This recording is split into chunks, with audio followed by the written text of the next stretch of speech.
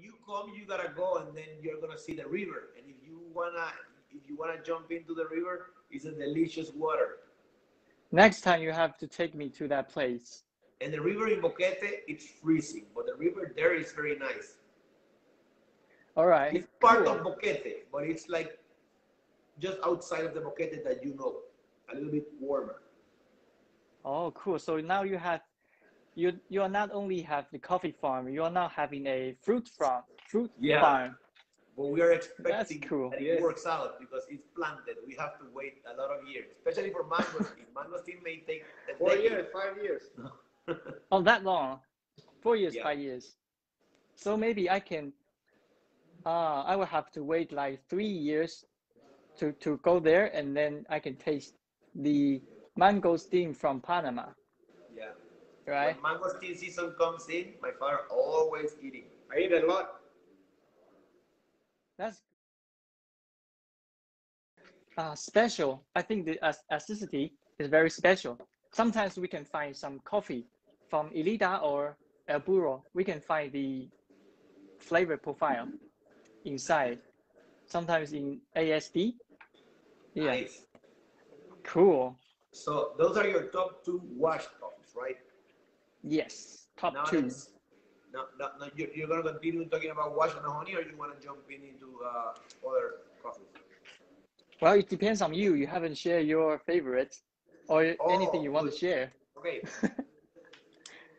We have 2 top lots.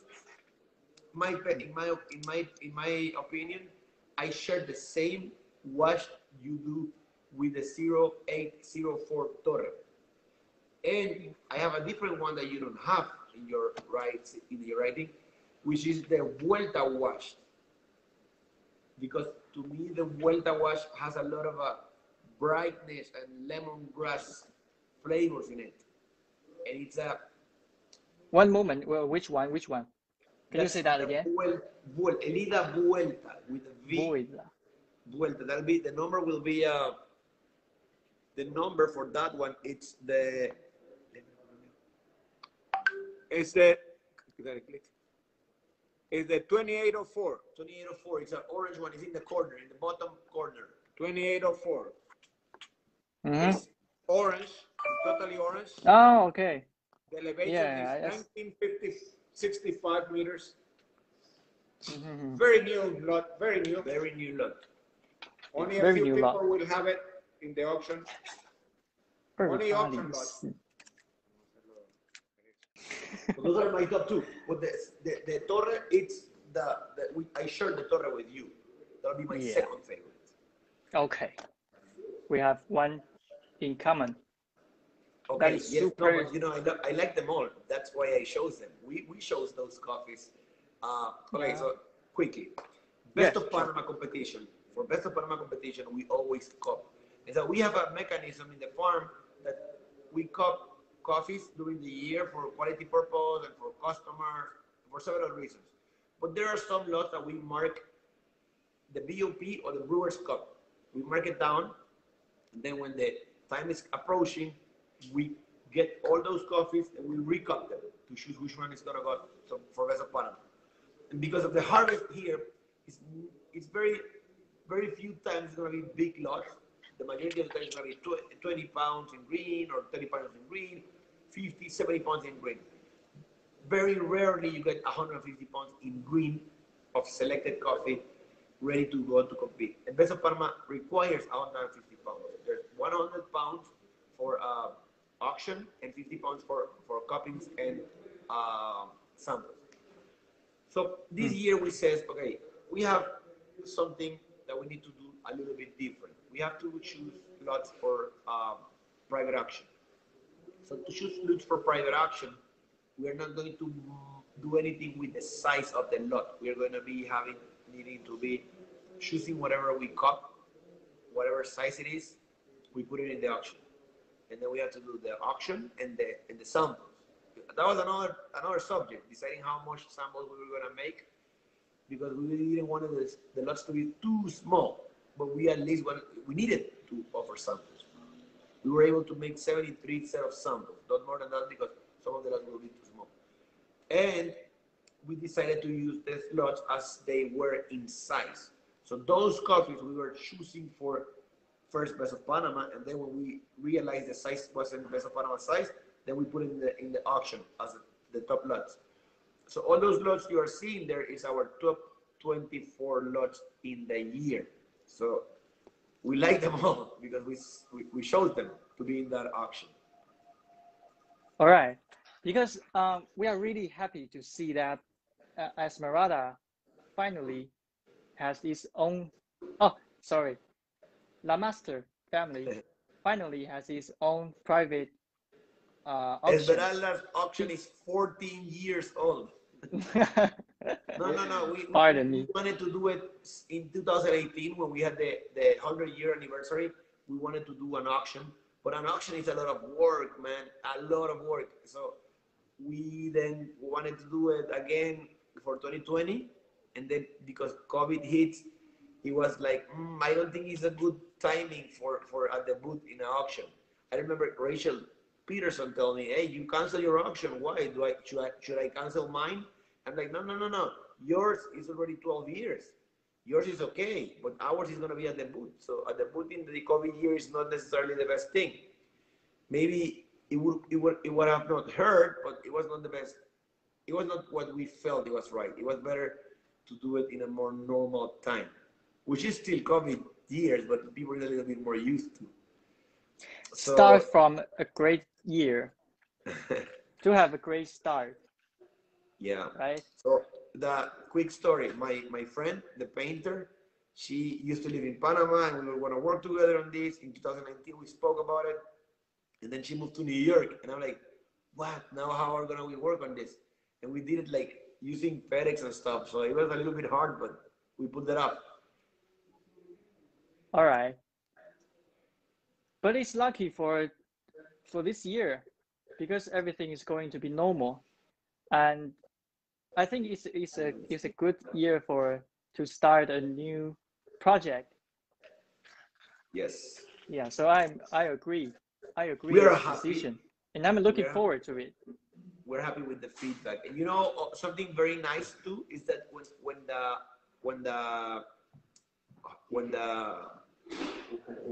it was launched, the auction for the people to see, the farmers in Panama, they were very, very hyped about it. They were very, wow, this is so good. Finally, you are doing an auction, and the farmers have been very supportive, and even the Petersons have been very supportive. Rachel gives me feedback. Sorry, Rachel gives me feedback all the time. Like, yes, this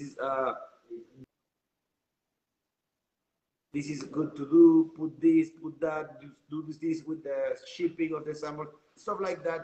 It's been very helpful. So people is very excited about it, and we're excited of all the good positive vibes people is from customers to farmers.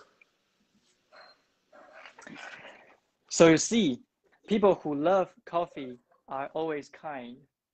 Yes. So we are very happy that finally we have small quantity but really high quality coffee, more and more. Once you have the auction, private auction, and we have more choice. Yeah. So it's a win-win. Congratulations. I think even for people, the coffees, it's a fun situation. Even if some people are going to buy some of the lots, just being able to cop those lots creates a lot of learning experience for people about coffees. And at the end of the day, you know, all of us, it's doing the stronger brand this is our brand, but this is also our brand. And if we do good, Panama Geisha is going to do good. And Panama Geisha is the big picture at the end of the day. So that's why farmers are happy we are doing this. Yes. Yes. We're all in. Taiwanese, we are all in. We'll support you. We will support you because we want good coffees all the time. Xie. Okay. All right, let's continue. Okay, Shall let's we? continue the lots. Okay. I'm gonna get my list of the natural ones. So talk and I'll have my top 2. He's gonna get his list. My phone is the list. All right, cool. Our list is a bit different, but similar, very similar. Huh? Oh, no, I'm listening. Which one? He can hear. Yeah, I can hear you. Yeah, I'm here. I'm just looking for my top 2. I have them written down here.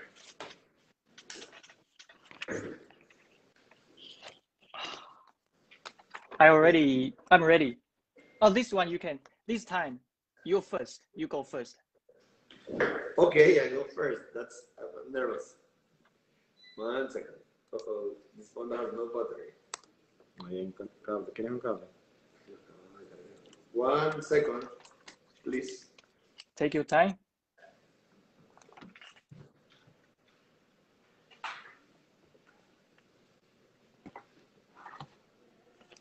Okay. So it's a 20036. What lot should it be in the?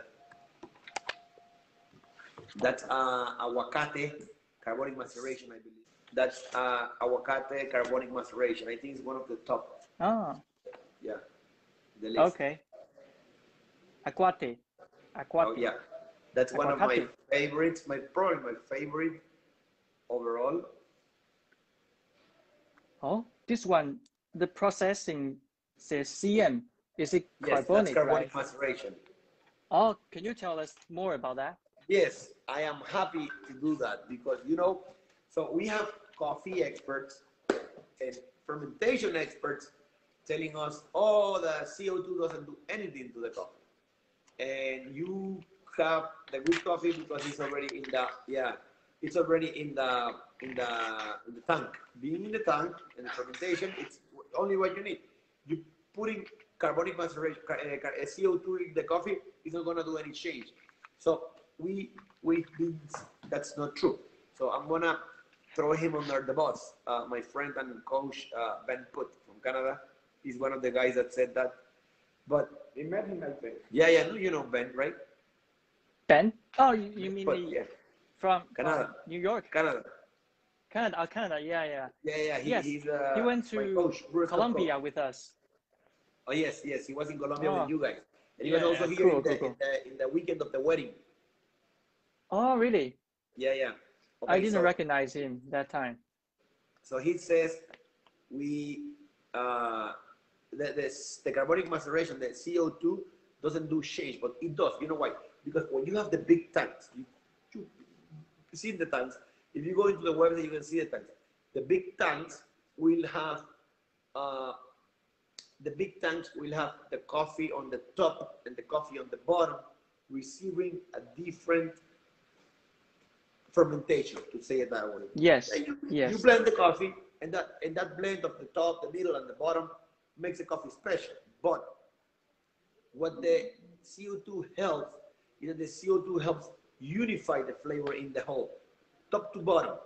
So there's a difference in the cup profile at the end. I'm not saying one is better than the other one, but it will provide a different lot or some differences in the uniqueness of the fermentation process that will end up resulting in a different, more unified fermentation result for the coffee. So that's one of the things about the carbonic maceration. The rest of the carbonic maceration thing is that it's the same tanks as the ASDs, and it's also been there for 6 days. And we've been doing 20 days.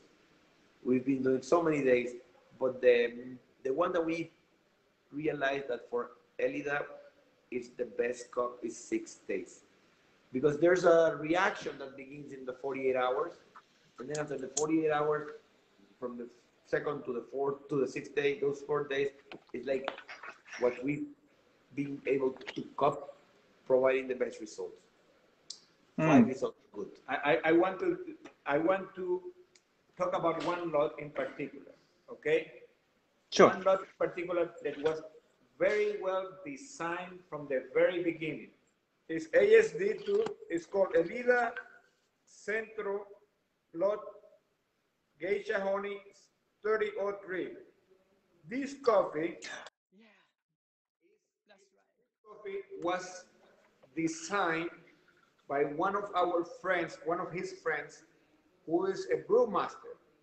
He makes beers, handcrafted beers, different type of beers. So he came here and he designed the lot for us. Explain to them for what that lot is all about. It's a very, very sophisticated, precisely made design lot. Okay, we did different things with him. We did different, like 4NGs. We don't use 4NGs in Elida because we feel that the nature around our farms is beautiful enough and provides different enough yeast that we are blessed with that. But we experimented with him to many things. But this is kind of he says, okay, let's work with what we have. So he's like, what do you do with the cascara? I'm like, we drink the cascara. What do you mean? Like, no.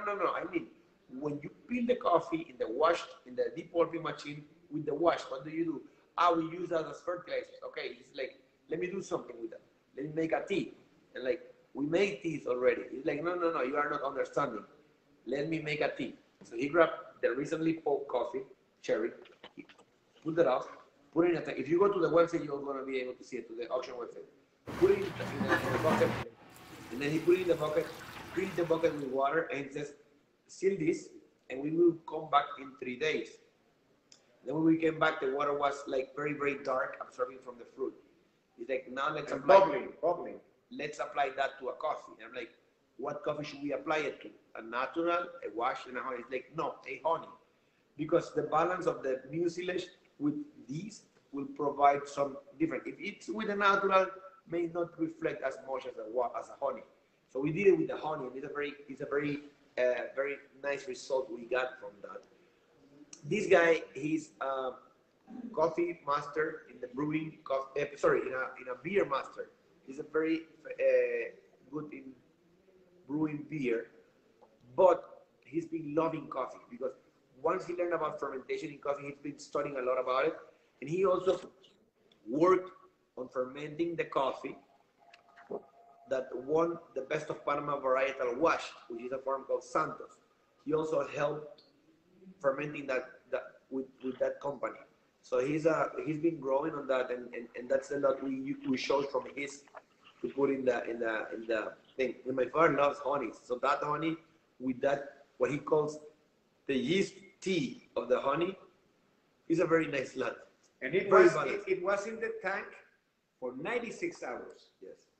Honeys we do less than honeys and wash in tank. We don't put too much wash on tank, but honeys we do put honeys on tanks, and those honeys that we put on tank, it's less than naturals. Now, remember, we use the cascara already peeled, and we put it in a bucket, and then created this water that came from the cascara. We also used what we call the native yeast. The native yeast is basically the juices that come out of the cherries. We used to call it jugo, which is juice, but then it got confusing because people were assuming we were adding some jugo, that it's a juice. So we were not adding juice, we were doing the native from the cherry. But the difference between that and the other one is that it's squeezing the cherry that was already on the tank. So the pH level is going to be different. So that's why they are different one and another. So it's a combination from beer master and coffee master. Next year we're gonna work more things with him, so you gotta stay tuned on next. Yeah, we're looking forward to it. I have write some notes here because I find some very special scent here. I wrote champagne and blueberry pie, and especially blueberry pie because I think it is not just also a berry, like it is more like a berry and some kind of cookie and mixed with the champagne. So this is my top three also. My top three also. That is your top three. Wow. Yeah, that's in my top three. You got good taste. Thank you. Because you have good coffees. My favorite lot,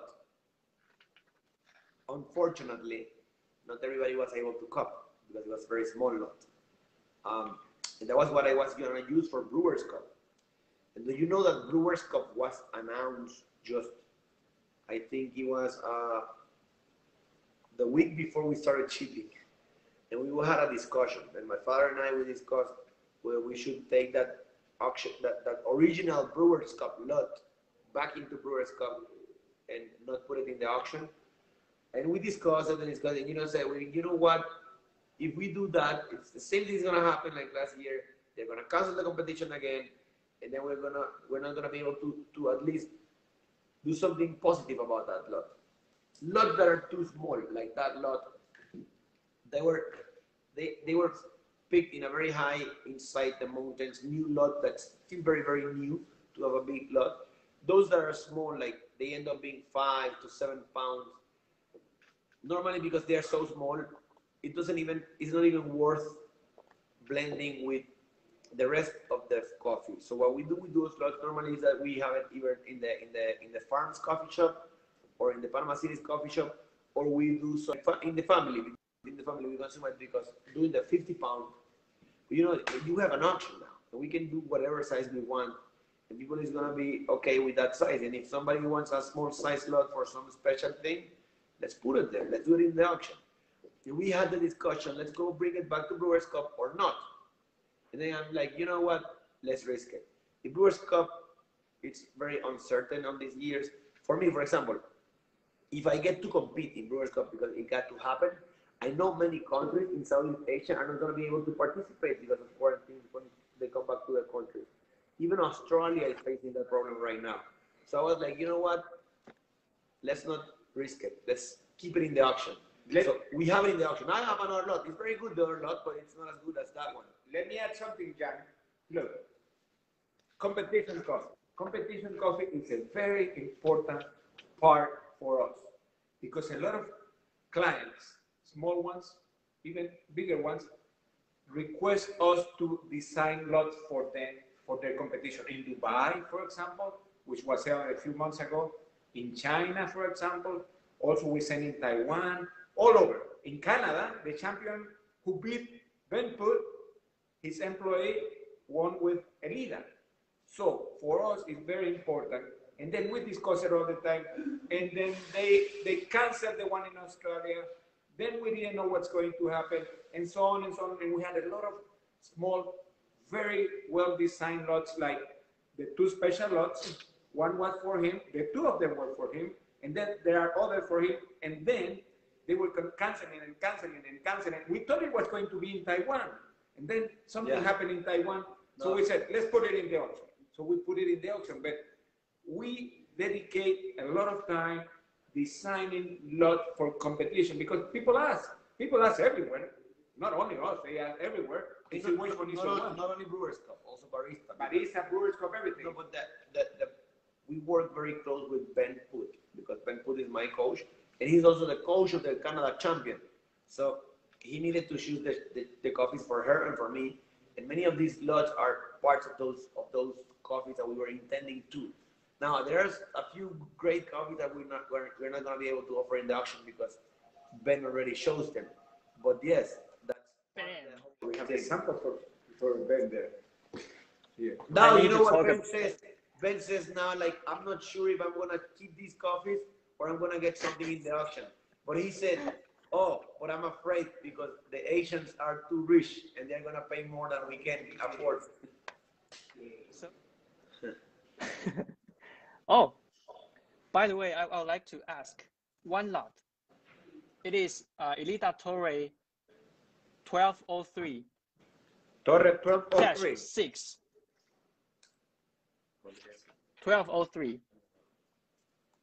Is this one for the brewers choice? For the brewers? Most of them were part of the choice for Brewers Cup, yes. That one actually, the 1203, it's a very so the 1203 that you have right now, it's a brother of the one that I ended up choosing. This one is my favorite one. 1203-6. My favorite. Yeah, that's your favorite one. That's a really all good the one natural. Yeah, we have similar taste. Yes. Mm. That tastes a lot like the one that I'm using in Brewer's Cup. Because I see the quantity is very, very small. That's a Geisha Natural ASD. Yeah. Yeah. Okay, good. That, wow. You know, when you have a I tell you a secret. Everything that is around pinkish or red, those are my favorites. You have to know what you're doing, practice a lot, try it until it comes out good. You have to have the control temperature, the timing, the rightness of the cherry fruits to come up with a very good, excellent anaerobic slow dry, ASD. And after many experiments for a few years, doing many experiments every year, we managed to come out with the right time, the right temperature, the right cherry picking. So that is, when something comes out like that, is because a lot of work behind it, a lot of work, believe me. We can have this kind of coffee because of the experience you already test for so many years. So we are very lucky to have this coffee here. Yes. Thank you very much. Thank you. We really need some outstanding coffees. That's the truth. All right.